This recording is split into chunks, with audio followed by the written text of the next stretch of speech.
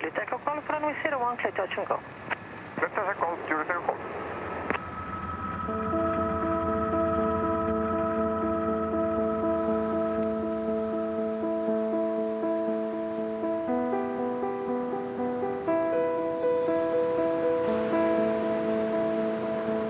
Gondain, comme on dit ici, bonjour à tous, vraiment ravi de vous retrouver. Cette semaine, j'ai le plaisir de vous emmener en Islande, une île que je suis très impatient de découvrir, située entre le Groenland et la Scandinavie. Eh bien, l'Islande est un territoire spectaculaire, comme vous pouvez le voir, mais également très varié, avec notamment des fjords, des glaciers ou encore de nombreux volcans. Et c'est l'eau, la glace, la lave ou encore les vents qui ont façonné ces paysages nordiques qu'ont découvert les Vikings. Depuis quelques années, ce pays connaît un boom touristique sans précédent. Vous verrez que la société islandaise ne manquera pas de vous surprendre par ses singularités, mais également par ses paradoxes. Pour l'heure, je vais rencontrer ses habitants, natifs et expatriés, tous amoureux inconditionnels de ce paradis de nature. Soyez donc les bienvenus au pays des geysers, des elfes et du clapping. Vous savez le clapping, on va faire ça ensemble. Bienvenue dans mes échappées belles. Allez, hey, hey, hey, hey, hey, hey, hey, hey.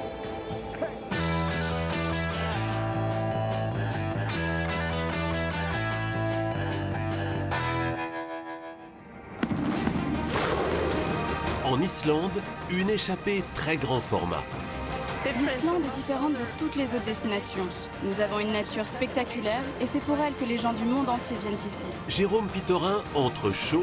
On compte environ 130 volcans et cratères en Islande, dont une trentaine d'entre eux sont actifs. Et froid.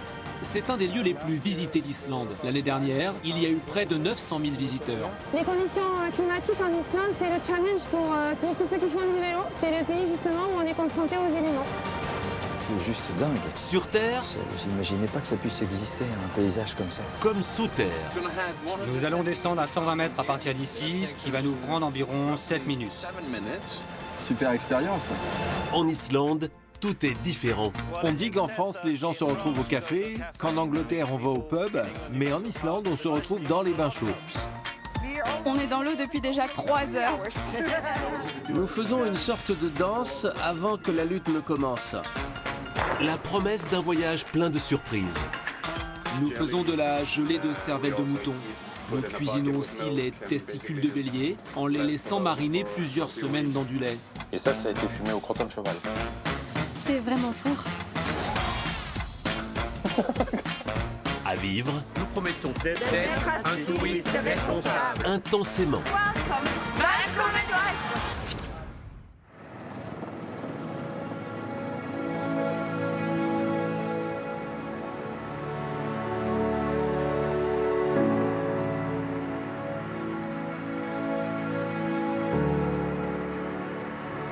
Ah, c'est extraordinaire, le panorama il est juste dingue.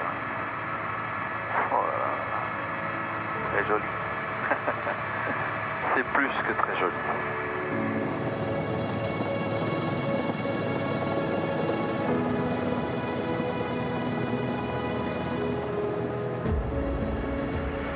Tu peux voir notre volcan le plus actif droit devant, là-bas à l'horizon. Il s'appelle Hekla. Sa dernière éruption date de 2000 et il a dépassé son cycle. Du coup, il peut entrer en éruption n'importe quand maintenant.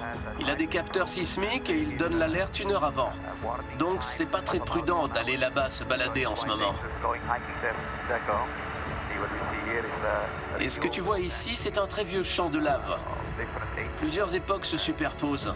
Et le revêtement gris-vert, c'est le lichen. C'est vraiment à perte de vue, hein. Là, on suit les canalisations d'eau chaude provenant de la centrale. Ils pompent l'eau chaude très profondément dans le sol et ils utilisent la vapeur pour activer des turbines qui produisent de l'électricité. Et l'eau chaude qui reste alimente le réseau qui arrive dans nos douches. L'essentiel de la production électrique ici en Islande est faite avec cette géothermie. Oui, on utilise exclusivement la géothermie et l'énergie hydraulique ici en Islande.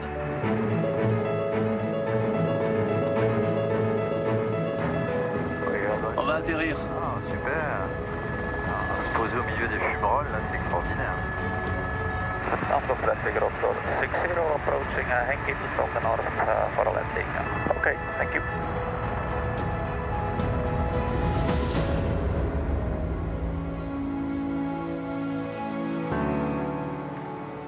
J'espère que je vais avoir une bonne note. Oui, ça va. Tu as de bonnes notes. Super. Ouf. Ja.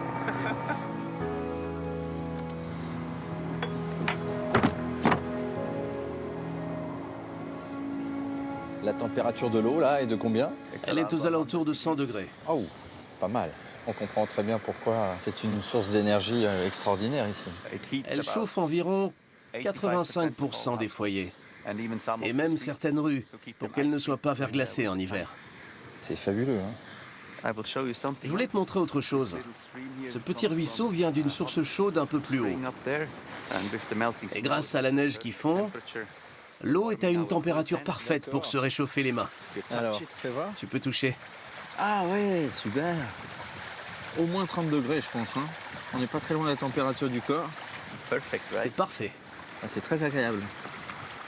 Alors, ton prénom, c'est Jean-Marie. C'est pas très islandais. D'où es-tu originaire? Je suis né et j'ai grandi en Suisse. Ah. Je suis venu en Islande quelques mois en 2017. Et finalement, je me suis installé définitivement en 2018. Parce que pouvoir faire mon métier dans ces conditions, c'est juste waouh. Que ce soit survoler les montagnes ou bien les côtes. On a vraiment l'impression d'être sur une autre planète ici.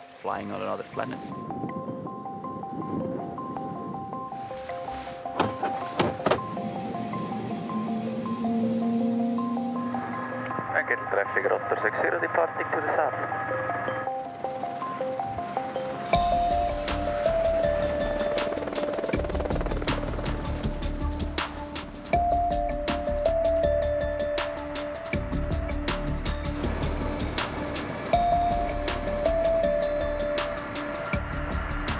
On se rend bien compte de la faible densité de population qu'il y a ici parce que il y a des kilomètres, des dizaines de kilomètres sans aucune habitation, sans rien du tout.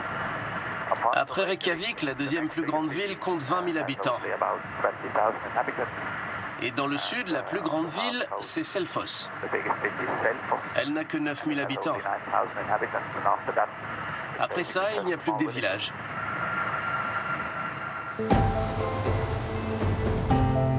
L'Islande possède la plus faible densité d'Europe. 3 habitants au kilomètre carré. Autant dire qu'il y a de la place. Mais chaque année, les 350 000 Islandais accueillent plus de 2 millions de touristes. Un afflux massif qui pèse sur l'équilibre écologique du pays. Alors, dès la descente de l'avion, l'Office du tourisme tente de sensibiliser les visiteurs, comme ce groupe d'amis venus d'Alsace. Alors, qu'est-ce qu'on doit faire? C'est une campagne de prévention appelée le serment du touriste. On invite nos visiteurs à être responsables pendant leur voyage en Islande. On essaye donc d'enseigner comment profiter de notre belle nature de la façon la plus respectueuse possible. Ok, donc on appuie sur le bouton? Si vous êtes d'accord. Je suis d'accord. Nous promettons d'être un touriste responsable. Lorsque je découvrirai de nouveaux lieux, je les quitterai tels que je les ai trouvés. Je serai préparé par tous les temps, toutes les possibilités, toutes les aventures. Ouais. Et maintenant, on appuie. Tu appuies. Voilà. Vive l'Islande! L'Islande est différente de toutes les autres destinations. Nous avons une nature spectaculaire et c'est pour elle que les gens du monde entier viennent ici. Nous, Islandais, nous avons grandi dans cet environnement et nous savons comment nous y comporter. Mais les étrangers ne savent pas forcément quelle attitude adopter si on ne leur enseigne pas. Merci, thank you very much. Thank you, bye bye.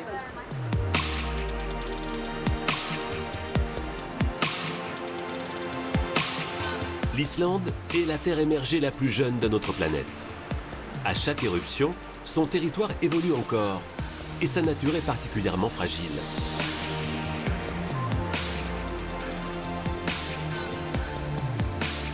Pour protéger les sites naturels qui occupent tout le pays, l'Islande compte sur ses rangers.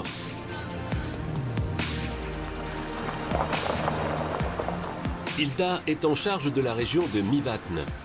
Chaque jour, lors de ces rondes, elle peut constater les traces du passage des touristes indélicats. Autour de ce cratère, le plus gros problème, c'est la circulation des voitures en dehors des pistes et les randonnées à pied en dehors des sentiers. Vous pouvez voir ici des traces de pneus qui ne disparaîtront pas avant de nombreuses années. Nous essayons de contrôler les comportements des touristes en mettant des pancartes, des barrières, ce qui ne nous enchante pas vraiment, mais c'est nécessaire.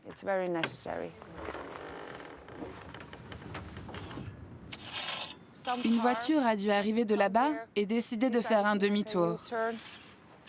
Si je n'effaçais pas ces traces ici, il faudrait s'attendre à ce qu'un prochain conducteur voit ces traces et se dise « Hé, mais c'est un lieu parfait pour faire un demi-tour ici ». Certains aiment laisser une trace derrière eux.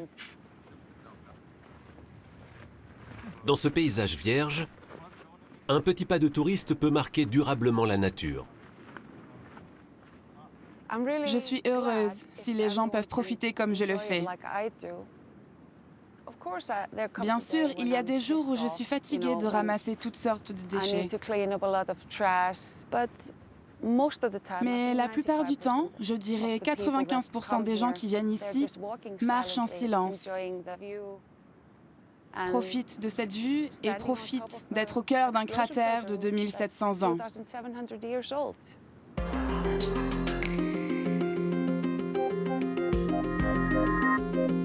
Pour préserver ce patrimoine naturel unique, on fait aussi appel au savoir scientifique.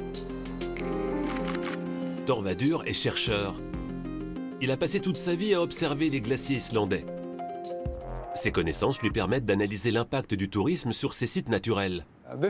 Voici Jökulsárlón. C'est très rare. C'est une lagune de glaciers bouillonnant de vie sauvage. C'est un des glaciers qui fond le plus rapidement sur la planète. Ici, c'est un des lieux les plus visités d'Islande. L'année dernière, il y a eu près de 900 000 visiteurs. Et la plupart se retrouvent là-bas, sur le parking. Ils ne s'arrêtent pas plus d'une heure. Donc, toute cette partie du glacier est rapidement bondée. Au final, les gens en sont réduits à observer le dos de leurs voisins. Pourtant, il suffit de marcher quelques minutes, un peu plus loin, pour se retrouver dans un emplacement comme celui-ci, où on est presque seul. Le scientifique travaille directement avec des agences pour proposer une forme de voyage respectueuse de l'environnement. Le reflet dans l'eau est si beau. Alors c'est combien de temps le tour en général? Ça fait 3h30 du camp de base jusqu'ici, puis le retour. Avec des agences locales, ils ont créé un label, le Slow Adventure Tourism, des excursions répondant à des critères précis. Prendre son temps, s'imprégner des lieux, chercher des expériences immersives, partir à l'aventure sans véhicule motorisé, mélanger la culture et la nature. Seul au monde, il n'y a plus qu'à pagayer en toute tranquillité au milieu des icebergs.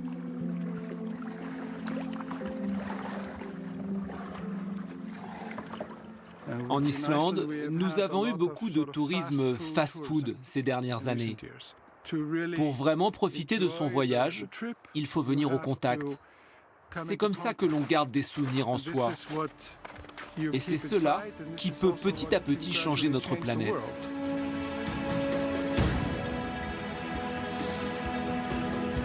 Les glaciers islandais souffrent du réchauffement climatique et de l'activité humaine. Si les opérateurs de tourisme et les nombreux voyageurs adoptent des comportements responsables, tout l'écosystème local s'en verra préservé.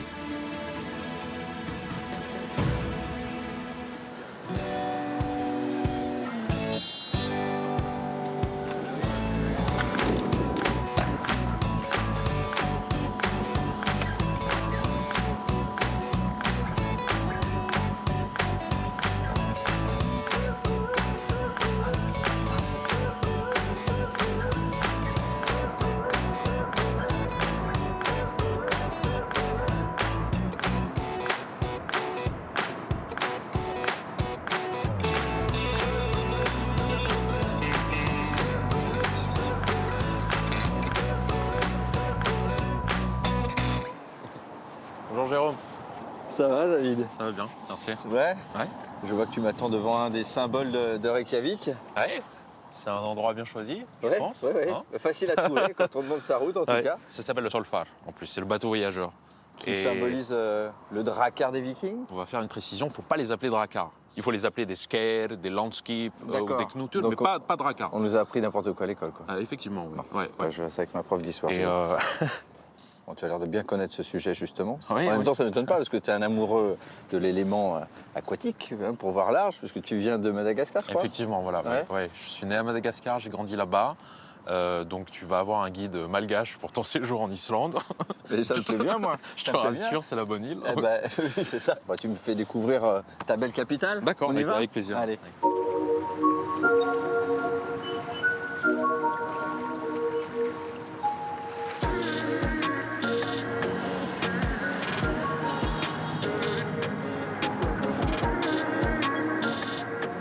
On prend bien la mesure de l'architecture là dans cette rue parce que ça va un petit peu dans tous les sens, tous les styles. Effectivement, ouais. Sur les dernières années, ça s'est développé très rapidement, surtout dû au fait de l'impact du tourisme. Ouais.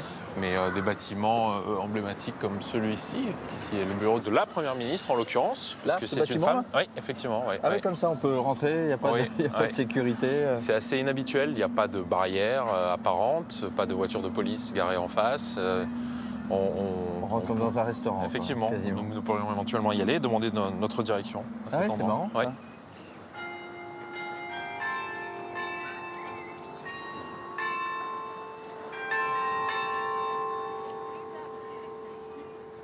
Bon, alors là, je vois où tu m'emmènes. C'est une église, la construction a débuté en 1945, il aura fallu 41 ans pour l'achever. Donc en 86, elle a été intronisée. Et l'architecte, qui s'appelle Gudjon Samuelsson, s'est notamment inspiré de la nature islandaise, de ces fameuses orgues basaltiques qui sont donc des prismes hexagonaux qu'on retrouve sur certains sites naturels d'Islande. Alors il y a eu ça, et le blanc des glaciers, et la pointe qui culmine jusqu'à 75 mètres de hauteur et qui en fait un des bâtiments les plus hauts de l'Islande. Alors est-ce que tu risquerais ta langue à prononcer le nom de l'église? Bon, oui, je risque tout. Je suis prêt à tout. Alors? Hallgrímskirkja, c'est le nom de... Ah, la fameuse église de Hallgrímskirkja. Voilà, oui, ouais. Oui, tu étais presque.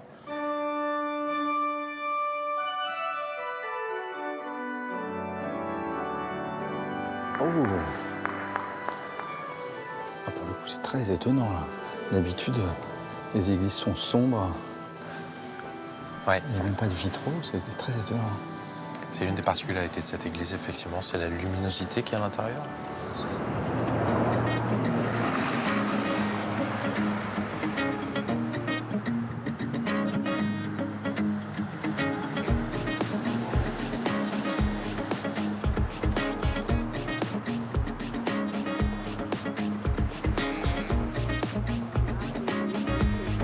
Je la trouve particulièrement agréable, cette ville de Reykjavik, moi. Parce que c'est une ville vraiment à taille humaine, pour le coup. Un peu comme un petit village. Les couleurs, ces petites rues un peu dans tous les sens. Oui, village, c'est le bon mot. Ouais. On est sur une ville qui compte 130 000 habitants, pour une agglomération de 250 000 et un pays de 350 000 habitants au total. Donc c'est peu. Ouais, les 2/3 du pays sont dans l'agglomération de Reykjavik. Exactement. Tu dois avoir une petite faim après cette balade, non? Ouais, ça peut se faire. T'as une spécialité locale à me proposer? Ah ça oui. C'est quoi? C'est le fameux hot dog de Reykjavik, qui est considéré comme l'un des meilleurs hot dogs du monde, si ce n'est le meilleur hot dog du monde. Et ça, c'est Bill Clinton qui l'a dit. C'est quoi cette histoire? Ah, mais les guides souvent disent que Bill Clinton ne mange jamais, n'est-ce pas? C'est un homme politique, c'est normal. Effectivement. Good day. Good day. Alors, moi, je vais en prendre un traditionnel. Toi aussi? Pareil. Allez.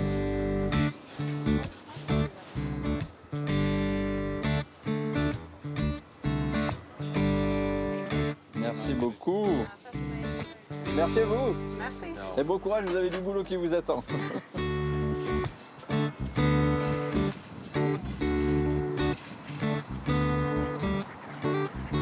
On se pose?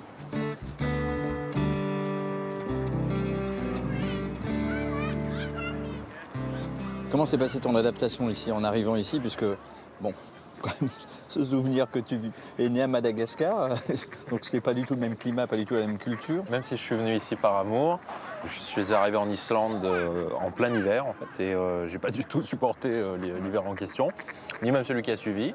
Il faut pouvoir encaisser ces moments où il n'y a pas d'ensoleillement, ni de jour. Mais l'hiver dernier, lui, s'est très bien passé parce qu'en fait, on est soumis à devoir prendre beaucoup de vitamines en fait, pour pouvoir résister à l'hiver. Exactement. Ouais. Bon, j'ai hâte que tu me fasses découvrir quand même différentes régions de ce pays. Alors, je sais qu'on va aller pêcher. Et tu auras l'occasion également de descendre dans la chambre magmatique d'un volcan. Quelque chose d'unique au monde. C'est vrai? Oui. Ah, génial.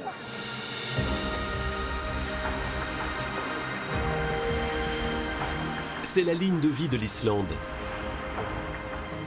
Un cercle de bitume de 1339 km autour de l'île principale que les habitants, comme les touristes, empruntent au quotidien. La route numéro 1 relie entre elles les principales villes du pays. Elle doit donc rester ouverte, quelle que soit la saison, et nécessite des soins permanents.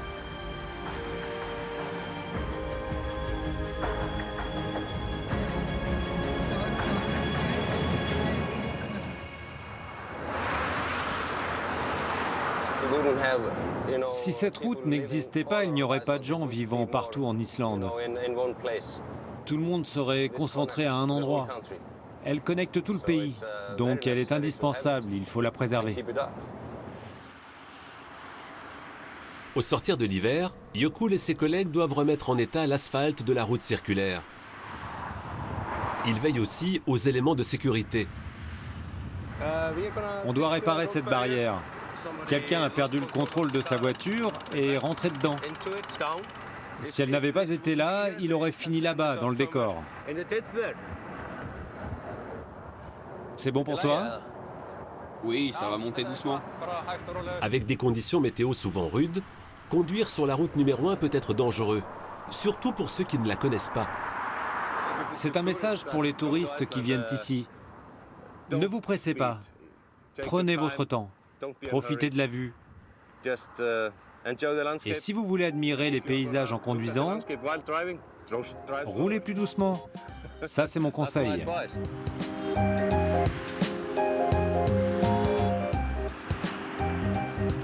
Afin de profiter des paysages à douce allure, nombreux sont ceux qui font le choix de pédaler.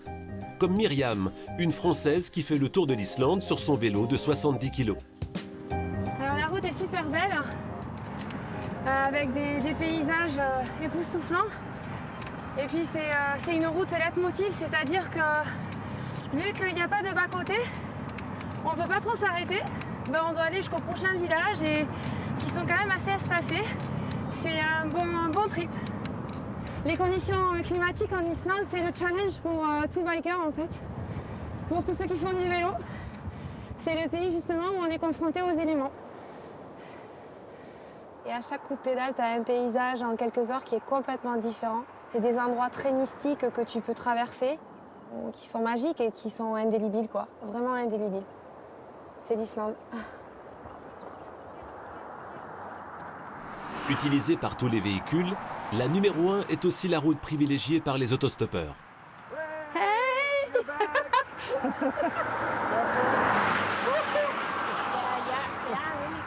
Hey Hey, salut! Comment ça va? Vous venez d'où? D'Espagne. Et moi d'Allemagne. Et vous voyagez en stop? Oui, on essaye depuis un moment. Kevin est un passionné d'Islande. C'est la 11e fois qu'il vient sur l'île. Mais pour sa compagne, Christina, c'est une découverte. Nous avons déjà passé de beaux moments ici. Ça me plaît beaucoup. Les montagnes, les volcans, c'est génial de faire du stop ici. On rencontre les gens, on découvre toute une culture. Et puis ces paysages.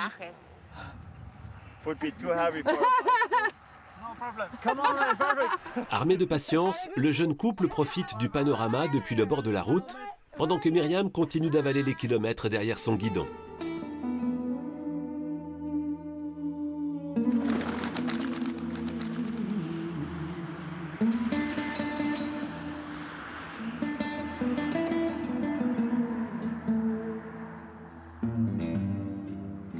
Quand on roule pendant des heures sans traverser un village, les stations-service sont une escale salvatrice. un peu d'essence, un café, un hot dog et ça repart.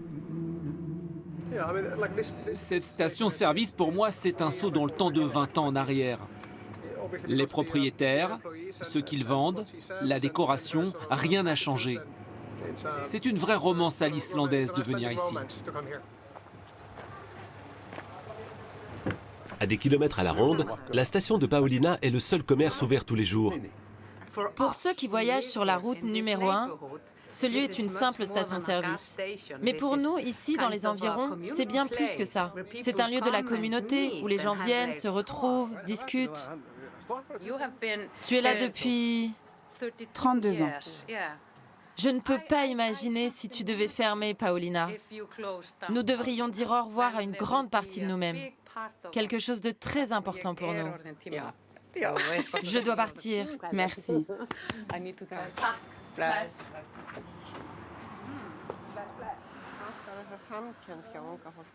Sur cette route mythique, la présence de Paulina et de son mari revêt parfois une importance vitale.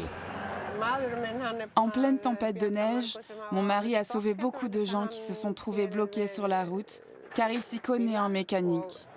Dans des endroits si isolés, c'est important aussi pour la sécurité d'avoir une station-service.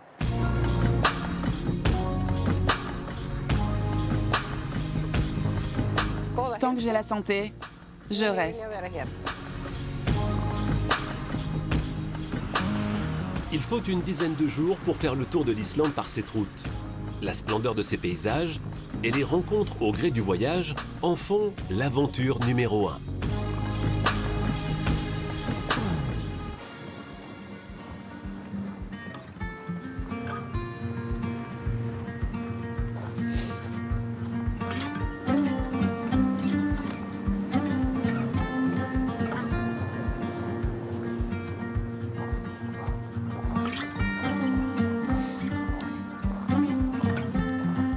C'est quoi la randonnée du jour, David? On est parti pour environ 45 minutes de marche pour rejoindre ce qu'on appelle le Þríhnjúkagerði. Ça veut dire quoi? Ça veut dire la montagne aux 3 cratères. D'accord.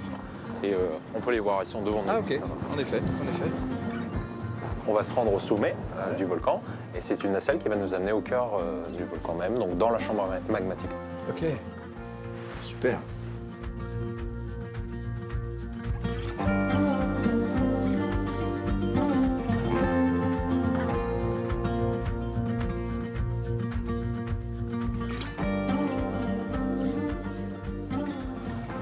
Quand même assez unique, je trouve, là, dans ce que moi j'ai pu voir depuis que je suis arrivé.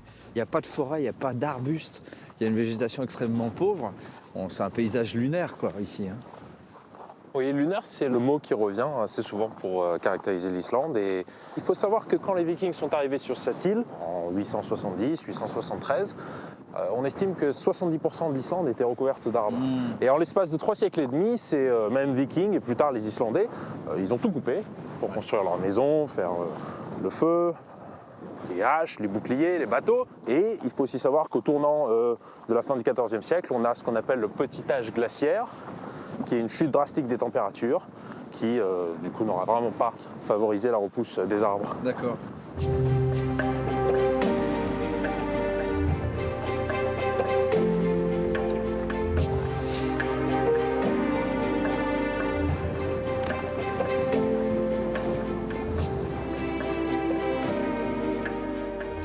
Il y a des sacs sur le bord du chemin, là, c'est pour remblayer. Ils sont en train de construire l'accès en fait jusqu'aux 3 cratères. Vu que c'est un site qui a été ouvert que récemment, c'est nécessaire vraiment de faire en sorte que les gens qui visitent les sites restent sur les chemins pour ne pas abîmer la nature. Évidemment, oui. Ah, c'est joli là, regarde. On dirait presque des marais salants. Glacés, ouais. pour le coup. C'est beau tout ça.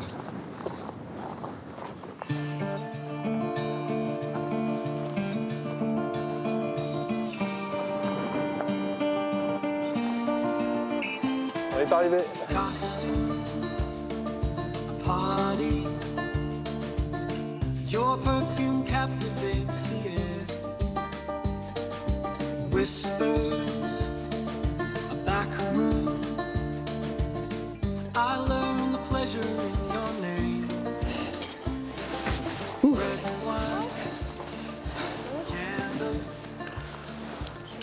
Merci beaucoup.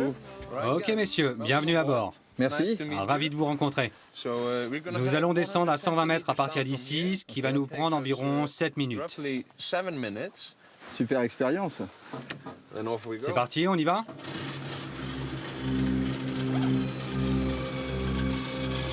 Comme vous le voyez, c'est un peu étroit sur les premiers mètres. Mais un peu plus bas, ça va s'ouvrir complètement. D'accord.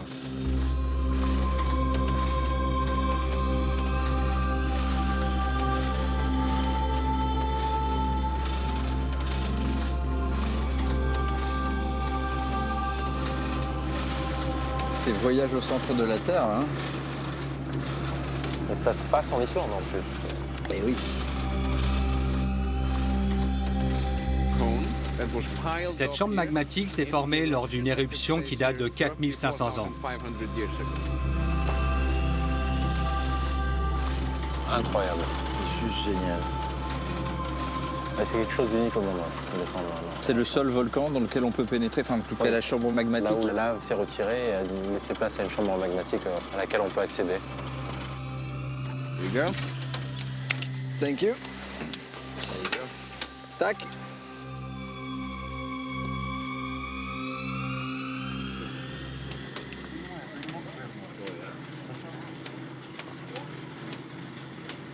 Ah, c'est encore plus impressionnant d'ici. C'est extraordinaire. Il y a combien de volcans, enfin, déjà de volcans tout court en Islande et de volcans actifs? Alors, on compte environ 130 volcans et cratères en Islande, dont une trentaine d'entre eux sont actifs.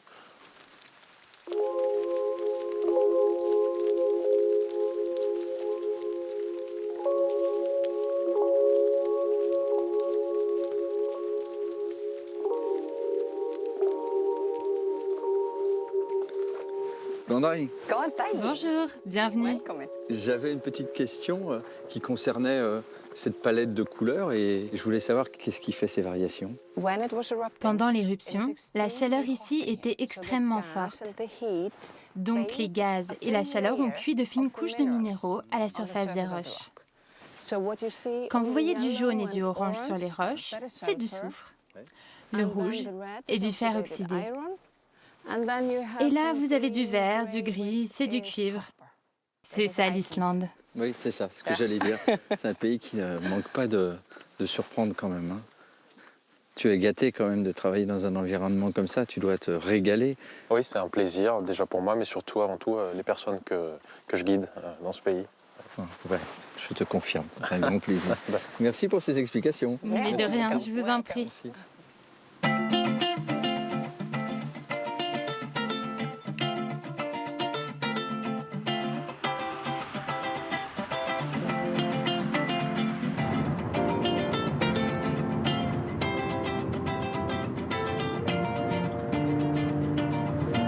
Bon alors Jérôme, là on va aller au chalet, on dormira ce soir et on ira pêcher à la rivière. D'accord.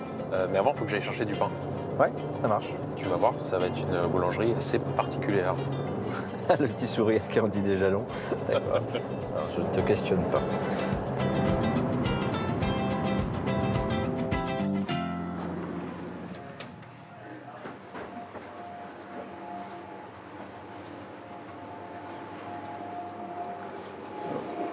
Oui, mais c'est pas ici en fait. Hein. Ça, c'est pas la boulangerie, non. C'est quoi? On est où? Qu'est-ce que tu m'emmènes faire là? Elle est là, la boulangerie. Ouais, je vois bien, il y a quand même pas mal de miches qui flottent. Ah,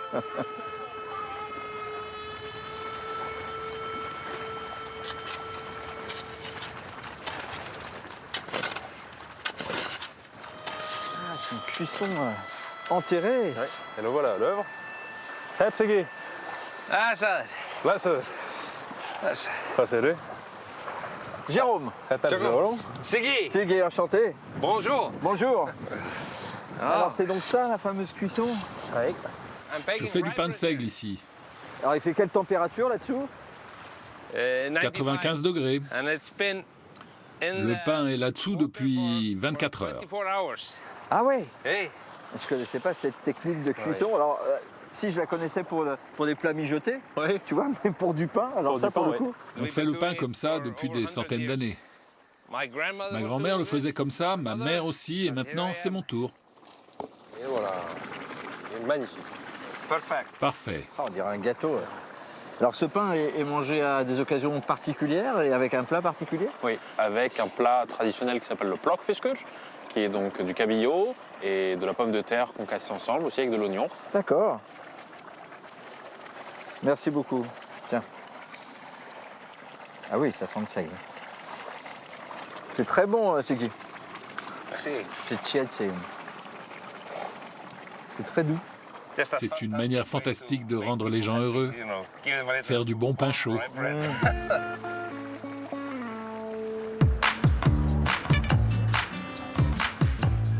La nourriture traditionnelle islandaise est pour le moins rustique. En plein cœur de Reykjavik, le café Loki est la référence pour déguster ses recettes vikings. Des recettes qui ne conviendront pas forcément aux amateurs de cuisine raffinée. Nous faisons de la gelée de cervelle de mouton. La plupart du temps, nous mangeons la tête entière. Nous cuisinons aussi les testicules de bélier en les laissant mariner plusieurs semaines dans du lait. Et là, je vais préparer du requin fermenté. De tout petits morceaux en général, ça suffit. Ça sent très fort. Ces plats sont de moins en moins consommés par les Islandais, mais attisent la curiosité des visiteurs étrangers. Si vous voulez goûter le requin, prenez un petit morceau. N'hésitez pas à le sentir. C'est vraiment fort. Moi, je trouve ça bon. Aujourd'hui, la gastronomie du pays s'épanouit. De jeunes chefs modernisent la cuisine islandaise. Gisli Aunsson est l'une de ces figures montantes. Dans la capitale, il a ouvert un restaurant très tendance, le Skal, où il cherche à mettre en avant les produits locaux traditionnels. Œufs de mouette brouillés, ricotta maison, quelques herbes sauvages et du réfort. Allez, goûte-moi ça.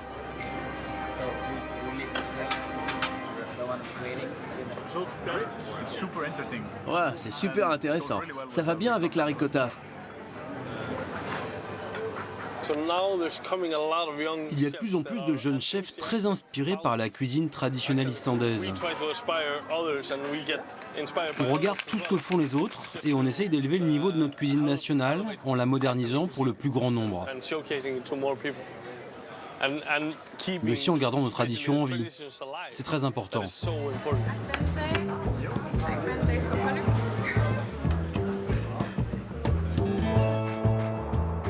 Ces traditions culinaires sont nées des conditions de vie et de l'environnement rude de l'Islande. Gisli, le chef à la mode de Reykjavik, a grandi sur les îles Vestmann. Il puise son inspiration culinaire au pied des volcans de son enfance. Ici, nous sommes sur un champ de lave. Sous la terre, il y a un village enseveli. Et sur cette zone, il y a beaucoup d'herbes sauvages qui poussent. Nous utilisons tout ce que l'île peut nous donner. Il emmène régulièrement les membres de son équipe sur son île natale. Entre algues et herbes sauvages, il élabore en pleine nature nombre de ses recettes. Elle est plutôt fraîche. Ici, on a de l'oyster leaves, l'huître végétale. Nous en faisons une mayonnaise au restaurant, c'est très salé. Le goût ressemble énormément à l'huître. Tout est 100% bio et très sain. Nous devrions utiliser beaucoup plus ces algues.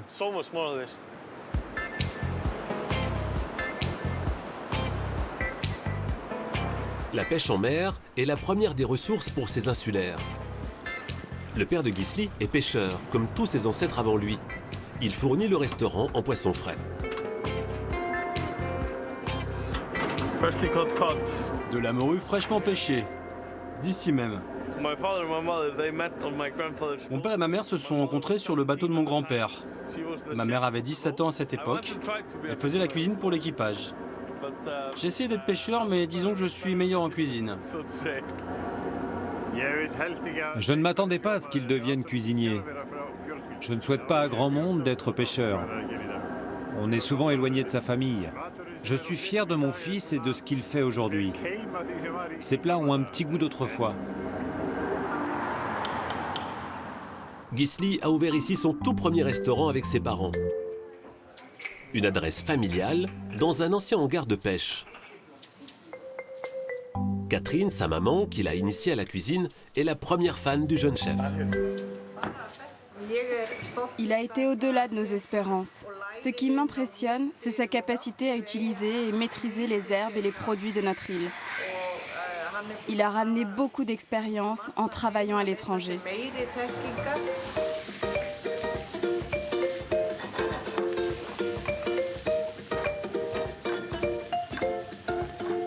Le plat signature de Gisli, c'est la fameuse tête de morue. On enlève la peau et les yeux, puis on la prépare avec des épices et de l'angélique. Ensuite, on lui fait une sorte de glaçage. Après un petit coup de chalumeau, le poisson laqué devient caramélisé. En Islande, l'exportation principale était la morue salée, la bacalao. Mais en la vendant, nous n'exportions pas la tête, donc les Islandais avaient l'habitude de consommer ces têtes. Cela ne se faisait plus depuis 20 ou 30 ans. Notre but, c'était de la ramener au goût du jour. Avec cette nouvelle génération de chefs, l'art culinaire islandais passe de l'image d'une cuisine rustique de vikings à celle d'une gastronomie néo-nordique étoilée.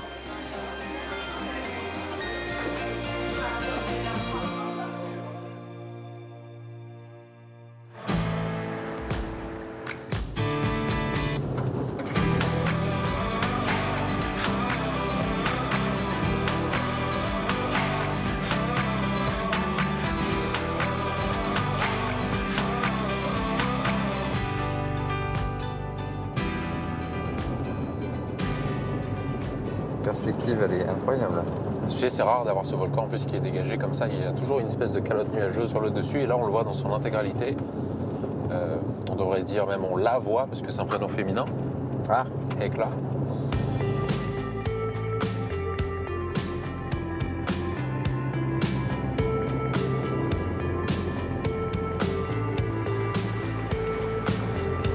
Dans ce genre de rivière qu'on va pêcher? Là où on va pêcher, ça va être plus spectaculaire. D'accord. Canyon volcanique, roches et grandes cascades. Oh, j'ai hâte. C'est demain alors? Oui. C'est bien parce que chaque jour, j'ai encore plus envie d'être au lendemain depuis le début du voyage. Ouais. Oh, c'est mignon, ces petits chalets qui apparaissent au fil du chemin. On s'y attend pas hein, quand c'est chouette. Tu traverses un champ de lave où il n'y a rien à perte de vue, quasiment, puis tout d'un coup, des habitations. Ça y est? On est arrivé. Tu es au bout du chemin. Voilà.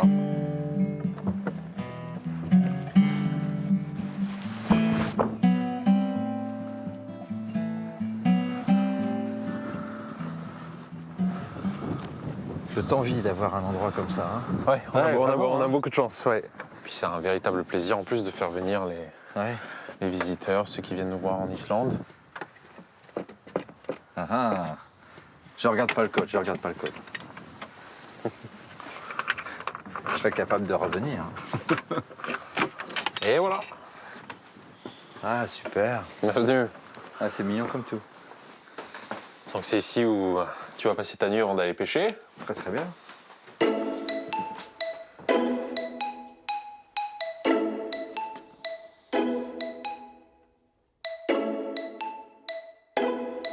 Alors ça, c'est le truc que j'ai pêché moi-même, puis je le donne à un ami qui est un fumoir. Et ça a été fumé au crottin de cheval. Non, mais j'ai... Je veux dire... Bon, c'est pas... J'ai jamais mangé de crottin de cheval, je peux pas te dire si ça a le goût du crottin. C'est super bon, les deux, là, ça fonctionne très très bien. Est-ce que tu veux aussi un petit coup de schnapps local? Le schnapps local, l'alcool islandais? Ouais, c'est bon. Fait maison, celui-là aussi. C'est à base de quoi? Pommes de terre et cumin. Ah, cumin. Brennivin, on appelle le vin brûlant. Brennivin, ouais. D'accord. Oula. Skål. Skål. Skål. Skål.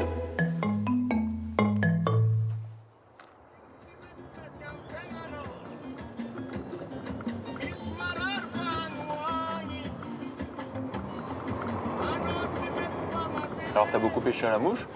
Ça m'est arrivé plusieurs fois et avec un résultat toujours identique. Je n'ai jamais rien pris.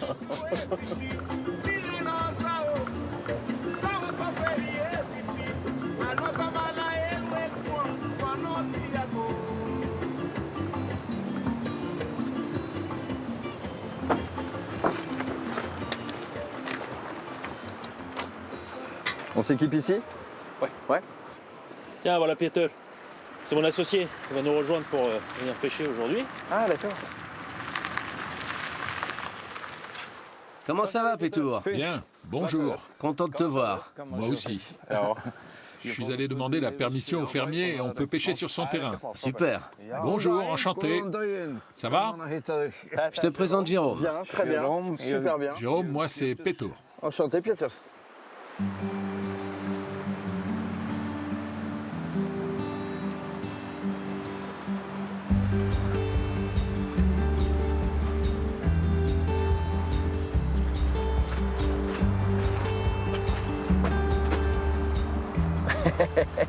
Oui, c'est sublime, il n'y a pas à dire.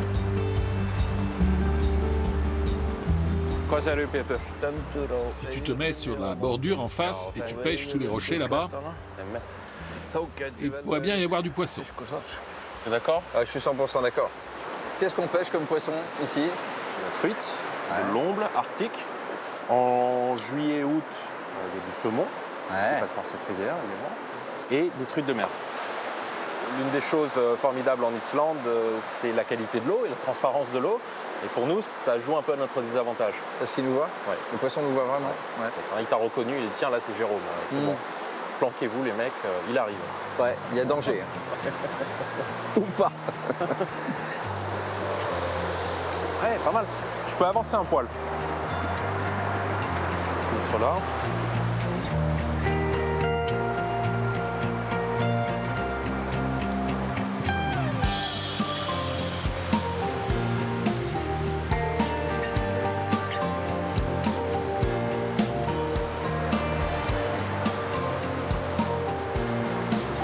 Aïe, aïe, aïe, aïe, aïe.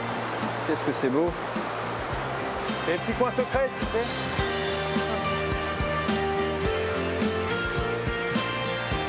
Des fois, on se demande si on vient vraiment pour pêcher ou juste apprécier la beauté des lieux.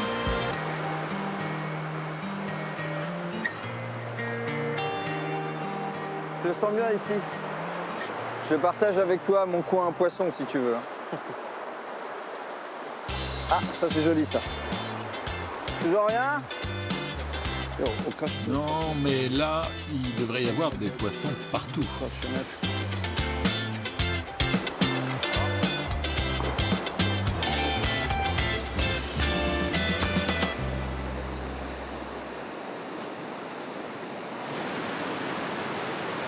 Oh, regarde-moi cette cascade là.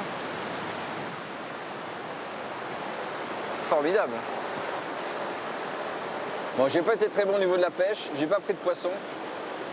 Par contre, j'en ai pris plein les yeux ici, donc ça suffit à mon bonheur. Un grand merci, j'ai beaucoup de chance. Tout plaisir pour moi.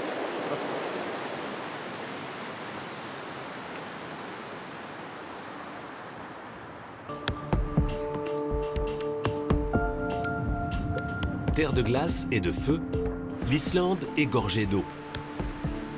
Grâce à l'activité volcanique, la plupart des sources sont chaudes. Partout dans le pays, des bassins naturels permettent de se prélasser à toute heure et en toute saison. Certains de ces sites sont gardés secrets. Cette grotte est située sur la propriété d'Olof et de sa famille. Elle a été découverte dans les années 40. La température est aux alentours de 42-43 degrés. Quand mes parents finissaient le travail dans l'après-midi, nous venions tous ici en famille pour nous baigner. Ils n'avaient donc pas à nous laver à la maison ou nous faire prendre une douche. On se lavait ici. Encore aujourd'hui, quand je finis le travail, je viens ici, ou très tôt le matin avant de travailler. Et je crois profondément que je reçois une certaine énergie de ce lieu, des pierres, de l'eau, de ce calme. Ces bains chauds en pleine nature sont des institutions islandaises.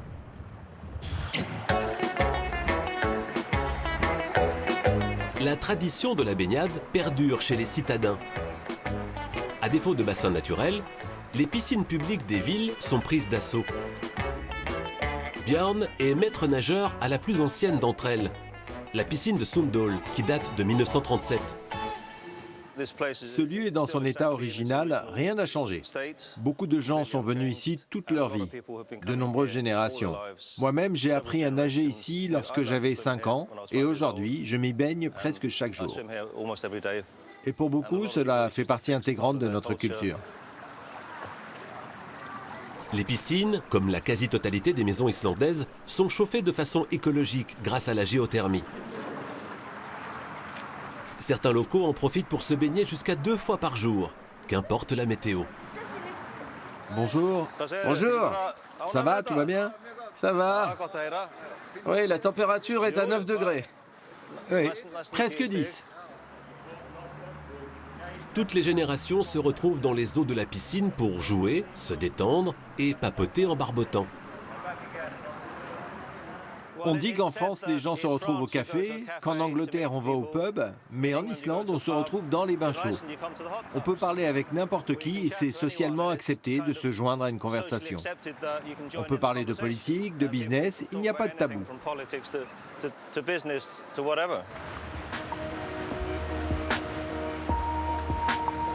Ces eaux délient les langues des Islandais d'ordinaire réservées. Elles ont aussi des bienfaits thérapeutiques. Dans la région du lac Mývatn, les locaux assurent que les sources thermiques ont des vertus bénéfiques.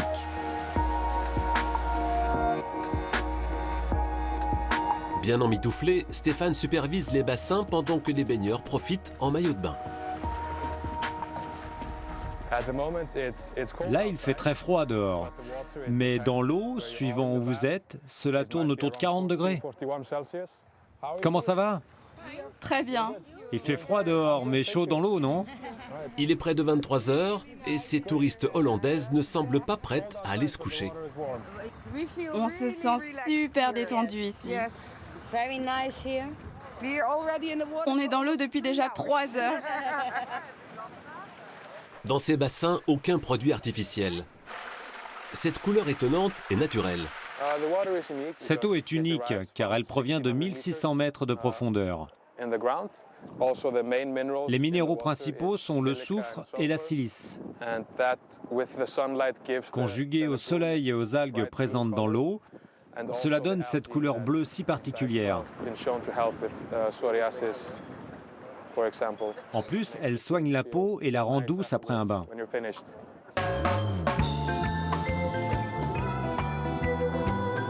L'eau islandaise offrirait de multiples bienfaits.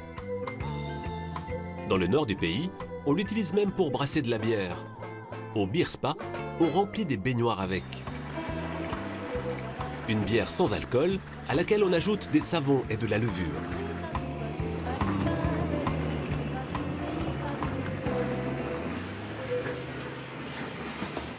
C'est moi qui sers la bière? Pourtant, t'as plus l'habitude. Et quitte à se plonger dans la bière, autant la goûter. Thorstein est brasseur. La bière n'a pas de secret pour lui. J'avais pas mal de préjugés avant. J'imaginais que cela sentirait fort et que ce serait un peu sale. Mais ça sent bon et c'est très agréable. Les ingrédients utilisés pour brasser la bière ont chacun un bienfait pour la peau. Par exemple, la levure est un élément vivant qui interagit avec la peau et l'aide à se régénérer. Il y a aussi du houblon. C'est un antioxydant. Les acides aminés du houblon améliorent aussi le pH de la peau. Il y a de grands bienfaits à se baigner dans la bière. Thorstein peut apprécier son verre et son bain de mousse. Dans une baignoire de bière, une source chaude ou même dans la mer glacée, en tout bon Islandais, il n'aura jamais peur de se jeter à l'eau.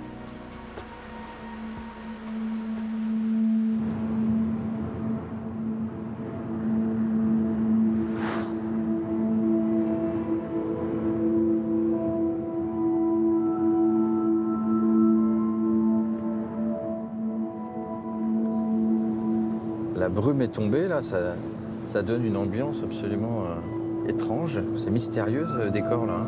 C'est des champs de lave ça? Ouais, c'est un champ de lave. Tu vas aller voir de plus près? Ah ouais.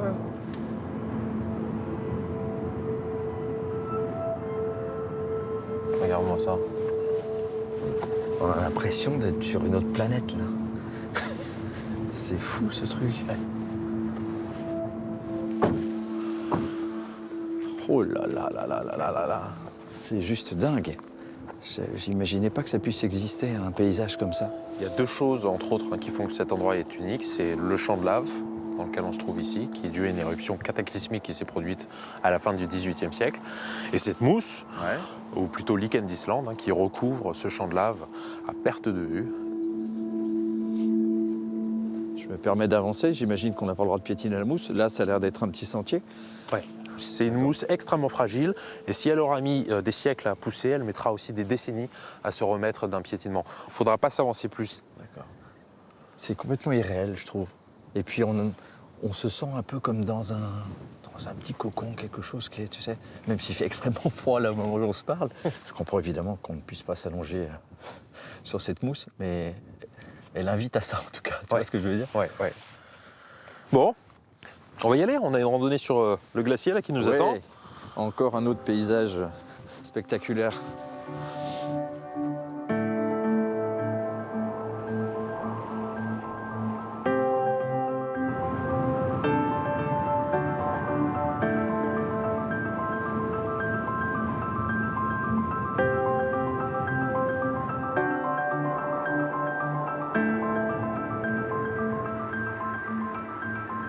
Donc on a le glacier face à nous, là. Ouais. Là, tu as le plus grand glacier d'Islande et le second plus grand glacier d'Europe qui est juste en face, qu'on appelle le Vatnajökull. Littéralement le glacier d'eau. Et de ce glacier, il y a énormément de langues glaciaires, donc des pentes où la glace va descendre comme ça, se couler, casser. Du fait qu'on est le point culminant d'Islande ici et quand même un massif assez imposant, il y a toujours une sorte de microclimat, rien qu'à cet endroit. Quelle chance de voir ça, là.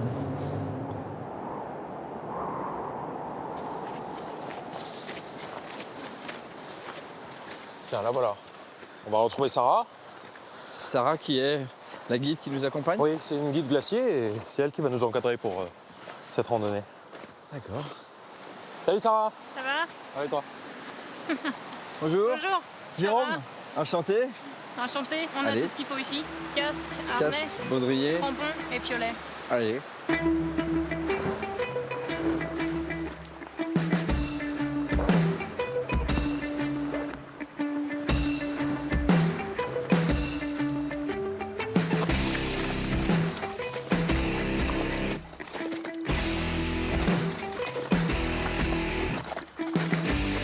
Bon, c'est un moment fort de mon voyage, là. L'ascension de ce glacier. Puis tu te rends compte de ce changement de paysage qu'on a eu entre le champ de lave et les lichens auparavant, et tout d'un coup se retrouver sur ce glacier. C'est la magie de la nature, et particulièrement ici en Islande. Donc là, on va faire bien attention, il y a pas mal de trous juste à côté de nous. Ah oui, en effet. Donc ceux-là sont quand même de petite taille. Et on appelle ça un moulin, parce que l'eau circule à l'intérieur. Donc elle fait fondre les parois de la glace et elle essaye de trouver une sortie qui se trouve donc en dessous de nous et qui finit directement dans le lagon juste en face. Ça peut être beaucoup plus gros. On parle aussi d'abysse, on ne voit même pas le fond tellement c'est noir. Et donc celui-là c'est vraiment une taille vraiment standard. Ce qu'on a juste devant nous, c'est ce qu'on appelle en anglais Icefall et c'est là qu'on va aller.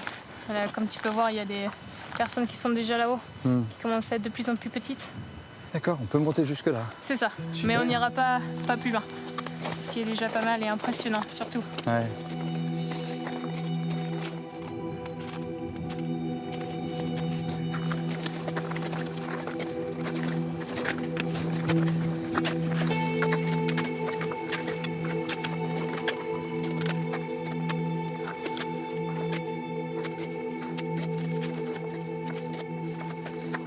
Donc là, on va allonger la crevasse ici.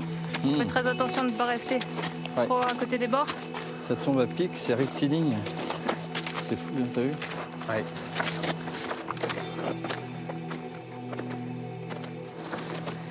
C'est époustouflant ce paysage-là.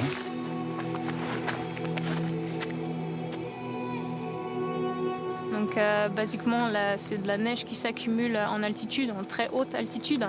Ça la compresse, ça la transforme en glace. Et à partir d'un moment, elle s'étale. Et là, en l'occurrence, on comprend bien qu'elle a dépassé la montagne pour rejaillir de l'autre côté. Oui, c'est ça. Mais là, on a affaire à de la glace très ancienne. C'est une glace millénaire à cet endroit. Non? Ouais. Au contraire de ce qui se trouve plus en altitude, qui est une glace plus récente. Voilà. Les glaciers occupent 13% de la superficie de l'Islande et le Vatnajökull, lui, c'est 8%. Donc ce glacier qui est grand comme la Corse, donc qui fait 8000 km², et on le voit qui diminue petit à petit. Quoi.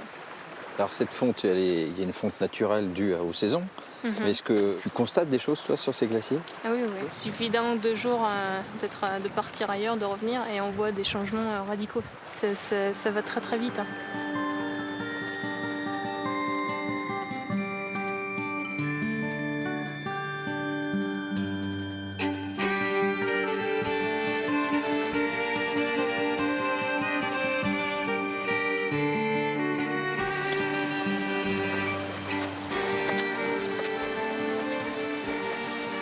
L'avantage en Islande, c'est que l'eau elle est tellement pure et claire qu'on peut boire directement depuis le glacier. On utilise le piolet, on l'entrave dans la glace pour que ce soit bien solide.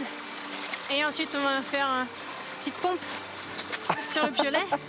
C'est excellent. Excellent. Alors.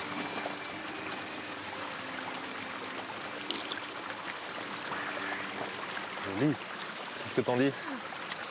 C'est très bon. Mais elle a un goût. Elle a un goût, alors c'est bon. C'est de l'eau de Milan là, que tu bois. Mais ça fait du bien.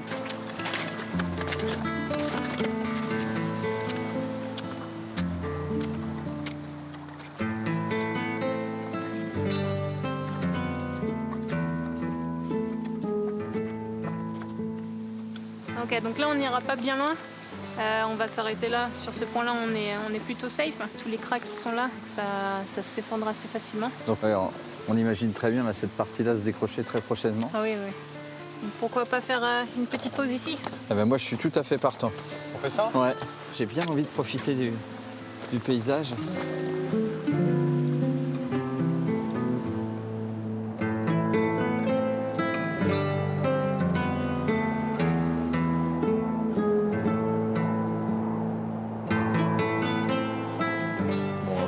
Merci à tous les deux. Merci à toi de nous avoir emmenés jusque-là. Mais de rien. Bon, puis un grand merci à toi, David. Mon camarade de voyage, tu m'as fait voir du pays, comme dit l'expression. Et j'ai vraiment apprécié surtout le fait que tu connaisses si bien ce pays. Merci beaucoup. Je veux que tu saches que tu auras toujours un ami ici, dans ce pays, et tu seras toujours le bienvenu. C'est adorable. Et j'en ai pris déjà tellement plein les yeux que j'ai déjà envie de revenir.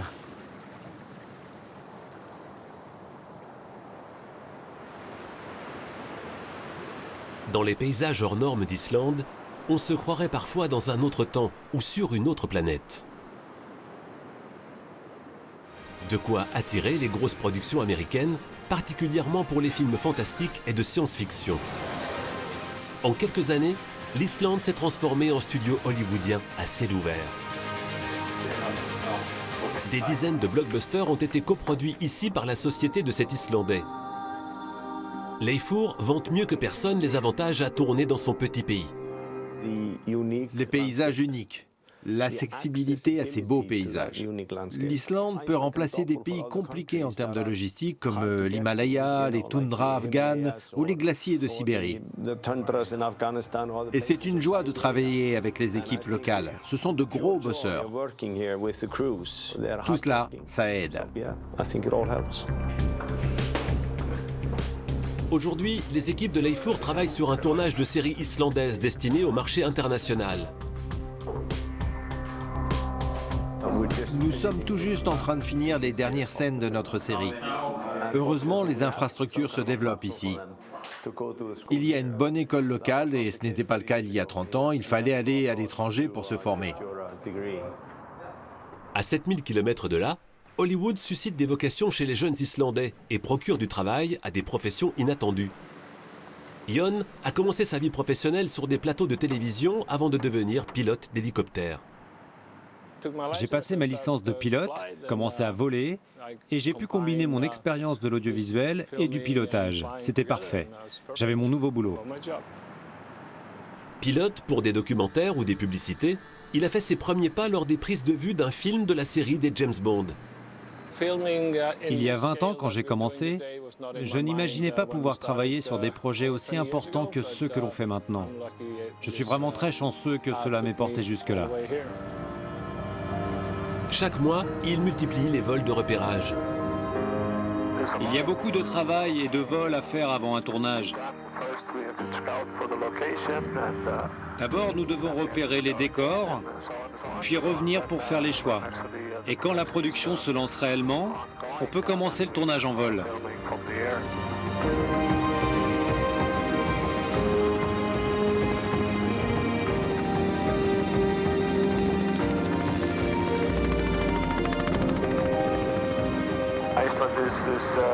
L'Islande, c'est comme un magasin de bonbons pour les réalisateurs, autant pour les lumières que pour sa nature si spéciale.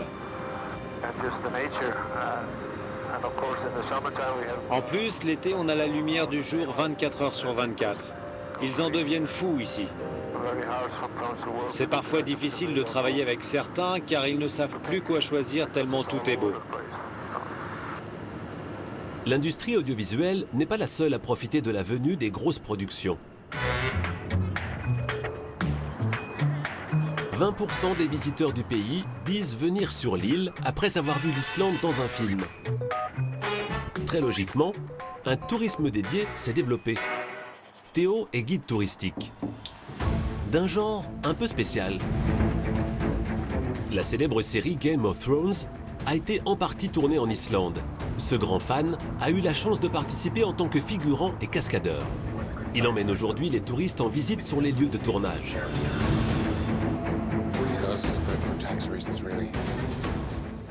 Voici les Herriers. Un territoire jamais vaincu. Et pour cause, pour l'atteindre, il faut traverser cette gorge étroite qui se termine par cette porte, la porte sanglante. Ce sont des effets spéciaux faits par ordinateur. Et cette porte est située exactement derrière vous, comme vous pouvez clairement ne pas le voir. Et si vous regardez bien, ce garde en arrière-plan, vous le voyez? Un vrai beau gosse. Magnifique acteur. C'est moi. Mignon, humble et modeste, comme toujours.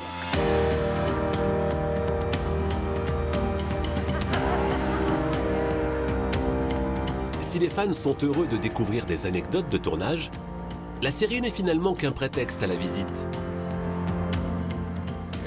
Dans ce tour, on s'arrête sur des lieux de tournage. On ne va pas dans les lieux touristiques classiques. Donc on ne se retrouve pas dans la foule, avec d'autres groupes. On découvre des lieux hors des sentiers battus, uniques. Les décors de tournage, c'est chouette. Mais découvrir ces paysages, c'est encore plus important. L'industrie du cinéma va continuer à croître. On ne peut pas reproduire ces lieux en effets spéciaux. Ça paraîtra toujours irréel. Il n'y a rien qui ressemble à l'Islande.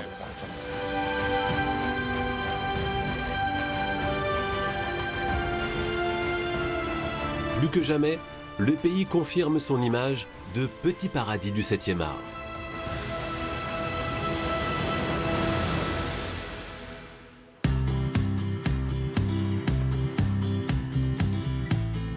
La voilà.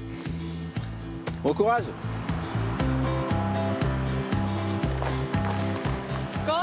Bonjour Jérôme. Content de te voir. Comment vas-tu? Super bien. J'avais trouvé un camarade qui me tenait compagnie. Oui, c'est un bon gars. Il est plutôt calme.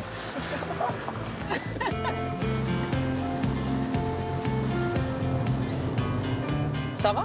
Ça va super bien. Super bien. Ouais, vraiment. Ah, je suis très heureux d'être dans ton pays. Très, très heureux. J'adore la langue française. D'accord. Je me souviens de quelques répliques et je les utilise très souvent. D'accord. Même si ce n'est pas cohérent. Il y a beaucoup de monde sur le quai. Pascal est triste, mais elle ne pleure pas. Ça les super restes, il y a un accent qui est pas mauvais en plus. On apprend d'ailleurs quoi principalement comme langue ici? Ma première langue étrangère était le danois, et puis l'anglais. D'accord. Ensuite, quand on arrive au collège et au lycée, on peut choisir entre l'allemand et le français. D'accord. Tiens, un fermier qui transporte des moutons. Ces 2 prochains jours, je vais les passer avec la fermière, l'agricultrice, ou encore l'avocate, ou encore la députée, parce que je sais que tu as plusieurs cordes à ton arc. C'est vrai que je fais pas mal de choses. Tu seras avec la fermière.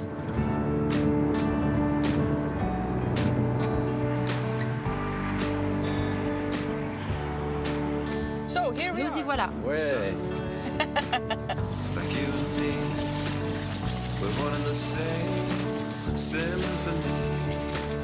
Shine like a rainbow, like a road to the stars. So many colors, more than we think we are. Maybe you wanna live your life. Il y a même le petit jacuzzi à l'extérieur. Oh oui. Merci bien. Ah. Ok. Voici ton nid pour les prochains jours. Nous avons l'écolabel Nordic Swan. On est très fiers, car peu d'hôtels l'ont obtenu en Islande, et seulement 3 restaurants, dont le nôtre, donc ce n'est pas rien. Bravo. Tu veux peut-être t'installer tranquillement et tu viens me rejoindre ensuite à la bergerie? Avec plaisir. À tout à l'heure, Lisa.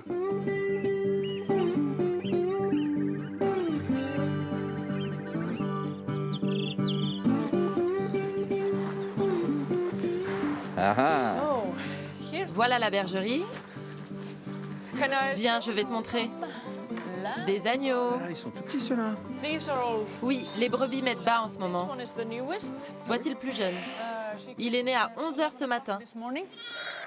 Toi, tu as grandi finalement à la ferme? Tu as grandi ici? Oui, et je pense que c'est un privilège de grandir dans une ferme. Bien sûr, quand j'étais adolescente, je disais que j'irais vivre en ville.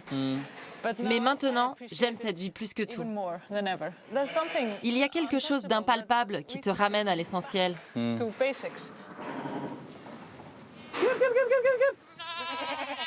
venez!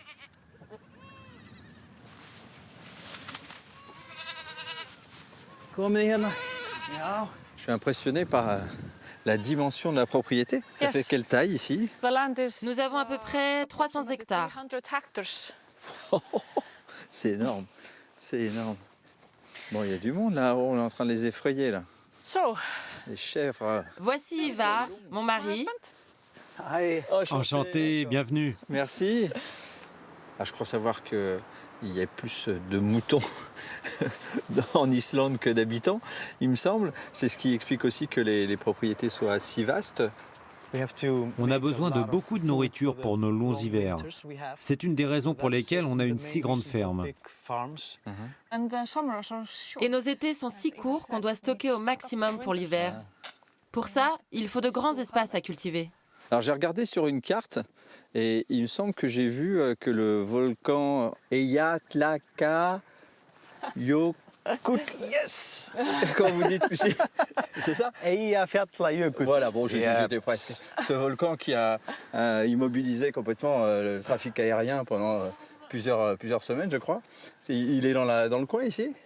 C'est très nuageux aujourd'hui, donc on ne le voit pas. Mais il est juste ici, tout près de nous. Comment c'était pour vous qui étiez au pied du volcan? En plein jour, comme maintenant, on ne pouvait pas voir ses mains. C'était l'obscurité totale. Quand le nuage de cendre est parti, il n'y avait plus de couleur. Une couche de cendre recouvrait tout. C'était comme dans un film en noir et blanc. D'accord. Quand il y a eu l'appel d'urgence, j'étais seule avec mes 2 enfants qui dormaient. J'ai immédiatement préparé la voiture, pris mes enfants encore endormis que j'ai mis dans la voiture. Tu ne réfléchis pas, tu agis. C'était dur de laisser tous nos animaux, mais on n'avait pas si peur que ça. Non. Ouais. Ah, c'est magnifique. Tu as un nouvel ami. C'est magnifique. Hey, bijou, hey. Une vraie chèvre de cirque, toi, hein. Par ici la sortie.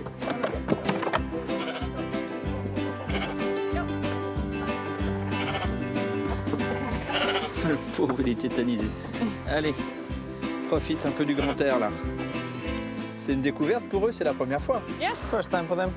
Bah tu vois, on est pareil tous les deux. À quelques jours près, on découvre l'Islande.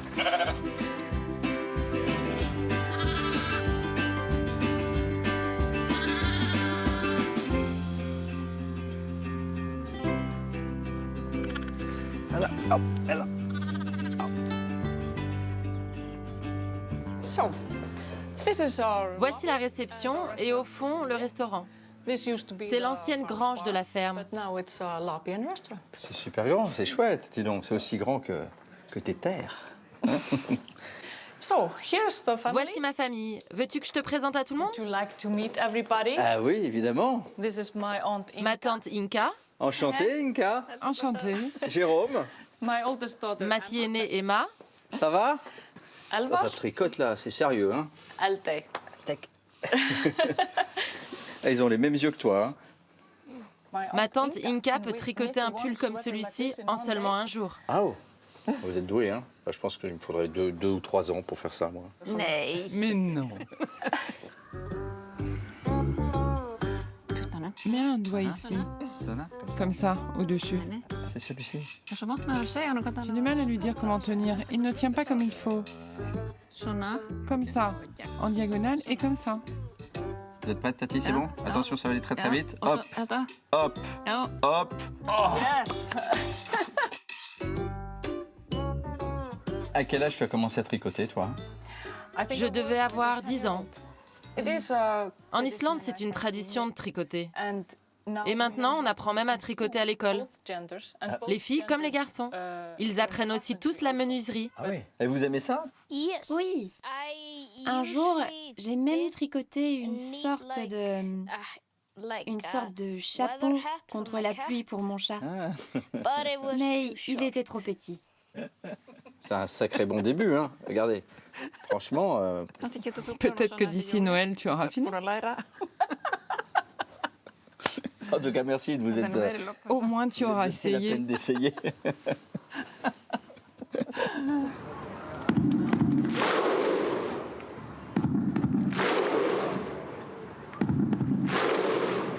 Les Islandais n'en finissent plus de faire du bruit sur la planète sport. Leur équipe nationale de football continue de faire sensation au plus haut niveau.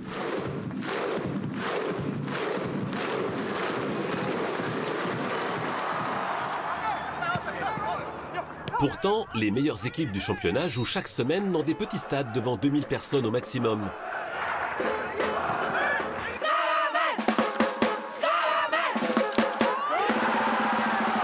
Une force mystérieuse semble porter leurs équipes. On est fort, mais je ne sais pas vraiment. Est-ce dans nos gènes? Si vous voulez une réponse simple, c'est qu'on est des Vikings et qu'on a la foi. Un peuple déterminé et sportif. Et le football est loin d'être le seul exemple. Chez les plus jeunes, on s'adonne aussi à des sports anciens. Marine et Asmundur pratiquent une discipline très spéciale, le seul sport islandais. Une lutte viking vieille de plusieurs siècles, la glima.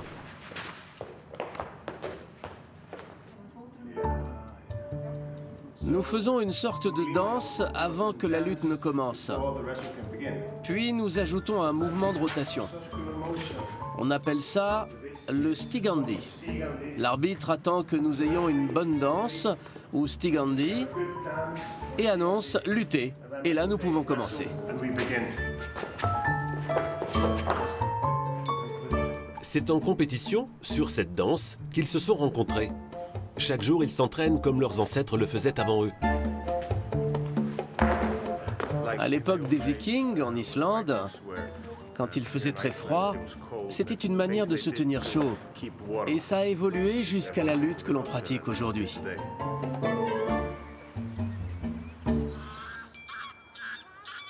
Voici les trophées les plus importants de la glima.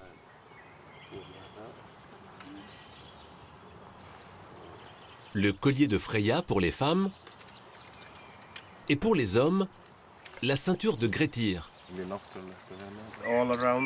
Tout autour de la ceinture en cuir, il y a des petites plaques avec les champions de chaque année.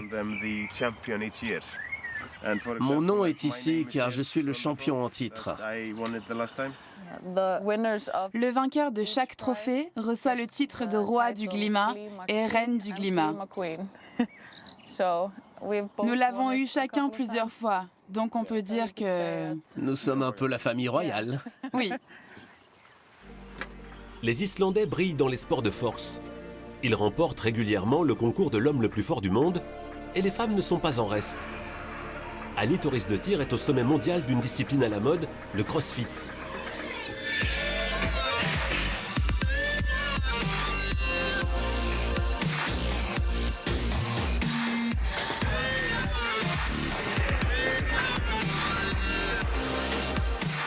Un mélange d'épreuves de force et d'endurance. À Reykjavik, un succès total.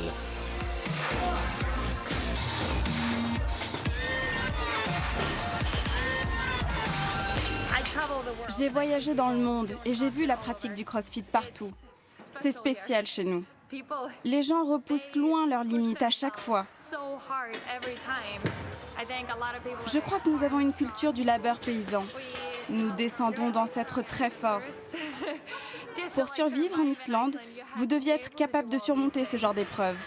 Et je pense que cela nous suit de génération en génération. Et nous avons maintenant un sport où nous pouvons exprimer tout cela. Je vais avoir 2 fois 60 kilos à porter.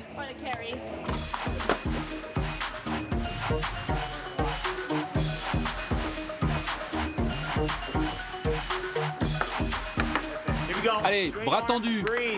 Respire. Utilise tes pieds en appui.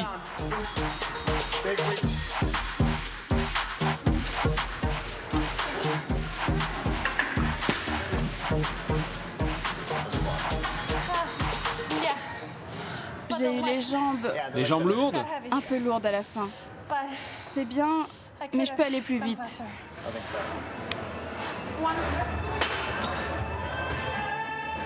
Quand Annie n'occupe pas la première place mondiale, c'est généralement parce qu'une compatriote l'a devancée. Ces femmes islandaises dominent la planète CrossFit. Les femmes islandaises ont toujours travaillé dur pour obtenir ce qu'elles veulent. Elles recherchent l'indépendance. Le droit de vote pour les femmes est arrivé très tôt en Islande. On a eu la première femme présidente, la première femme premier ministre. Ces femmes sont une inspiration pour nous toutes. Nous savons de quoi nous sommes capables et nous faisons la même chose dans le sport. Nous sommes une petite nation, mais nous pensons toujours être les meilleurs partout. Ça peut faire sourire, mais c'est un vrai état d'esprit. Un état d'esprit présent dès l'enfance. Ici, on vient s'entraîner en famille ou entre copains. Annie espère être un exemple pour les jeunes filles de son pays. Je suis juste une fille d'Islande, je suis comme elle. J'ai commencé de la même manière. Si j'ai pu y arriver, elles peuvent aussi. Un patrimoine génétique, un mental à toute épreuve, une terre rude et sauvage, autant de raisons pour expliquer la puissance islandaise. Ces sportifs ont à cœur de faire rayonner les couleurs de leur petit pays dans le monde entier.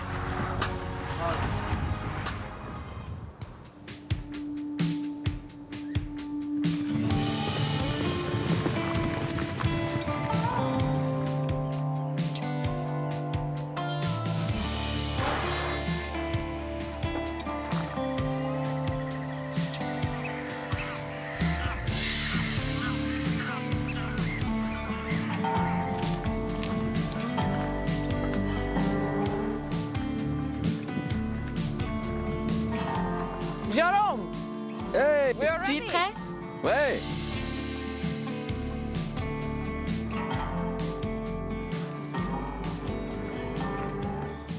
Ça te dit une petite balade à cheval? Je ne savais pas qu'on allait faire du cheval, mais oui, s'il faut, ouais. Je suis pas un grand cavalier, je préviens. Bonjour Ivan. Bonjour. Je connais pas du tout ces chevaux. C'est notre cheval typique d'Islande. C'est le seul qui peut vivre ici. Et il est connu pour sa fameuse allure qu'on appelle le tolt. Il est très agréable à monter. Ok. Prêt? Allez, on y va, on va essayer. Hein. Ok. Alors c'est quoi son petit nom? Solida. Solida. C'est mon cheval à moi. D'accord.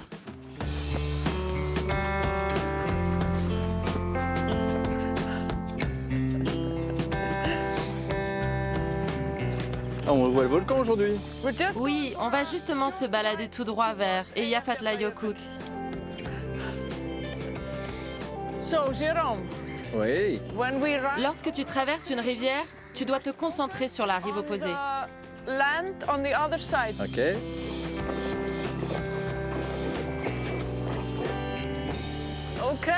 C'est pas mal, Jérôme. Ça commence à venir. Et dis, à quel âge tu as commencé à faire du cheval? Tu sais, ici, on monte à cheval avant de savoir tricoter. Mes enfants, par exemple, ont commencé à monter à cheval à 2 ans. Ah oui, d'accord. C'est ce qui est bien avec ce cheval islandais. Il est tout petit et très doux. Donc il est parfait pour les enfants ou pour monter en famille. Même s'ils sont petits. Ils sont très costauds. Avec Ivar, tout à l'heure, vous me parliez du tolt. C'est un pas vraiment spécifique de ce cheval. C'est compliqué à faire? Non, ce n'est pas très compliqué. Pour tolter, tu dois accélérer. Pour ça, tu tires un peu sur tes rênes et tu encourages ton cheval. Ok.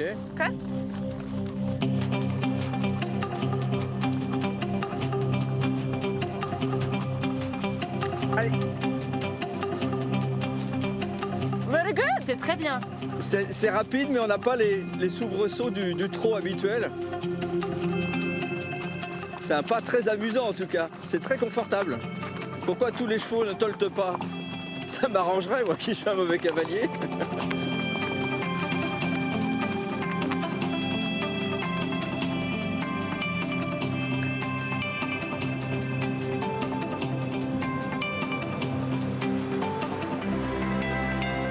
Elle est originale, cette cascade. Hein. Cette cascade s'appelle Gluggafoss en islandais. Ça veut dire la cascade de la fenêtre. Comme tu vois, l'eau passe par une ouverture. D'accord. Je me demandais si tu voulais bien me faire une faveur. Dis-moi. Est-ce que tu serais d'accord pour retourner à la ferme avec moi et planter un arbre? Ouais, bien sûr, bien sûr. On fait ça pour réduire l'empreinte carbone de ceux qui voyagent jusqu'en Islande. Ouais, ça me plaît beaucoup. Ok, on y va.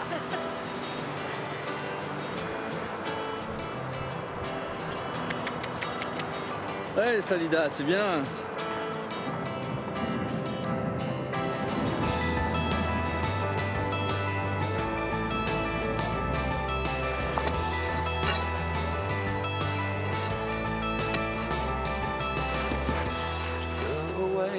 C'est Ivar qui est là? Ivar, hi. Hi. On va trouver un petit coin pour ton arbre. Voilà, tu peux le planter là. Ok, très bien. Merci. C'est suffisant comme ça? Très bien. Allez. Après, il faut bien tasser, sinon le gel pourrait le soulever cet hiver. Maintenant, Jérôme, il faut que tu nommes ton arbre. Ah, j'ai bien une idée. C'est pas très original, mais en même temps, je voulais rendre hommage à ce volcan. Peut-être qu'on pourrait l'appeler Eyjafjallajökull. Eyjafjallajökull. Je crois qu'aucun arbre ne porte son nom. Ah. Bon choix. Moi, je trouve que votre démarche est globalement dans la ferme est très représentative de cette impulsion qu'il y a dans le pays. Je suis d'accord avec toi. Je sens qu'il y a une prise de conscience. Quand nous avons commencé à mettre en place nos mesures de développement durable en 2007, les gens étaient surpris. Ils ne comprenaient pas ce que nous faisions. Ils se demandaient pourquoi on se rajoutait autant de travail. C'est un fait. Le tourisme pollue beaucoup. Donc nous devons donner quelque chose en retour à la nature pour compenser. Nous avons planté presque 4000 arbres déjà. C'est énorme, 4000, c'est génial. Oui, et nous espérons doubler ce chiffre cette année, tripler l'année prochaine. Et un jour, il y aura peut-être une grande forêt ici à Smaratoon. Bravo. Merci. Bon, en tout cas, moi, mon séjour s'arrête aujourd'hui. Je vais rentrer. Je suis très ému et très content voilà, d'avoir partagé mes derniers moments avec vous. J'ai envie de faire un hug, hein, un gros câlin. Merci beaucoup. Merci pour tout. C'était super. Merci et bravo pour ce que vous faites.